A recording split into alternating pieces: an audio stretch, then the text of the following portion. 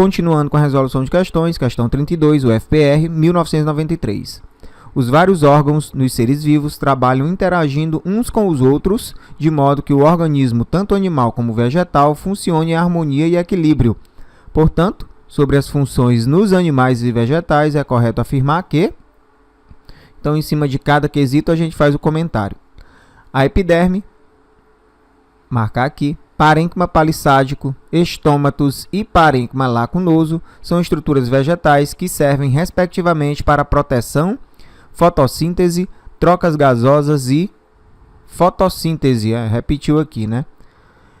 Olha, esse item, epiderme, parênquima palissádico, estômatos e parênquima lacunoso são estruturas vegetais que servem, sim, respectivamente, para proteção, fotossíntese, trocas gasosas. Ah, tá. Ele falou estômatos aqui repetido, mas é porque relaciona, né?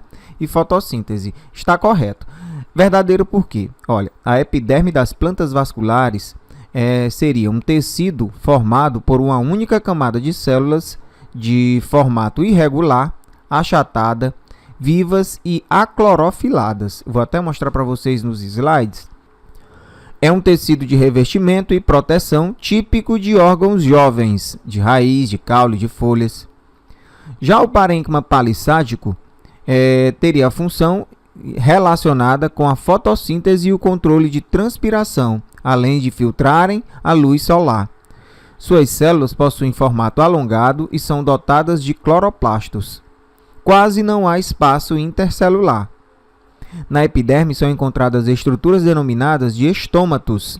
Geralmente são encontradas na parte inferior da folha, sendo que algumas vezes são encontradas no caule, nas flores e nos frutos. O estômato é formado por duas células estomáticas que possuem um orifício chamado ostíolo, que é responsável por estabelecer uma relação do interior da planta com o meio, fazendo a troca de gases além da respiração. Já o parênquima lacunoso, a sua principal função é a fotossíntese. Suas células possuem paredes delgadas e formato esférico, permitindo que haja um grande espaço intercelular entre elas, ou seja, são caracterizadas pelas câmaras. Então, dando continuidade, o item 1, ele é verdadeiro. No item 2, no ser humano, as ações inconscientes em resposta a estímulos sensoriais são chamadas de atos reflexos. Olha, esse item também é verdadeiro. Vamos marcá-lo. Também é verdadeiro. Os atos reflexos, deixa eu colocar lá para vocês no quadro branco novamente. Os atos reflexos são respostas rápidas e involuntárias que ajudam a proteger nosso corpo. Na situação vista, o músculo recebe a batida e então o neurônio sensitivo leva essa mensagem em forma de impulso nervoso até a medula espinhal. Na medula, um neurônio motor irá levar a resposta em forma de impulso até o músculo da coxa, que se contrai, levantando assim a perna. Então, como vocês podem ver na imagem, aí seria um exemplo de arco reflexo. No item 4, a respiração aeróbica é a queima química de substâncias obtidas pela nutrição com liberação de energia, o que exige do organismo consumo do oxigênio e resulta em eliminação de gás carbônico e água. Esse item também é verdadeiro. A respiração aeróbica refere-se a um processo bioquímico que representa a forma mais eficaz de obter energia a partir de nutrientes como a glicose, também os lipídios, na presença, claro, obrigatória de oxigênio. Então, esse item ele é verdadeiro. No item 8, a ação da saliva e dos dentes sobre os alimentos ocorre apenas para facilitar a deglutição. Será que isso é verdade? Isso é falso. Deglutir é transferir o bolo alimentar da boca para o esôfago e a seguir para o estômago. Os dentes aumentam a superfície de contato com o alimento para facilitar a ação de enzimas em outras partes do sistema digestório. Como, por exemplo, o estômago, né? Já a saliva possui enzimas que atuam no processo de digestão, já iniciam o processo de digestão química. Então, esse item é falso. Item 16. Quanto à função, as estruturas vegetais, esclerênquima e parênquima de reserva, são equivalentes, respectivamente, ao sangue e ao tecido adiposo animal? Esse item ele é falso. O esclerênquima é um tecido de sustentação complexo das plantas.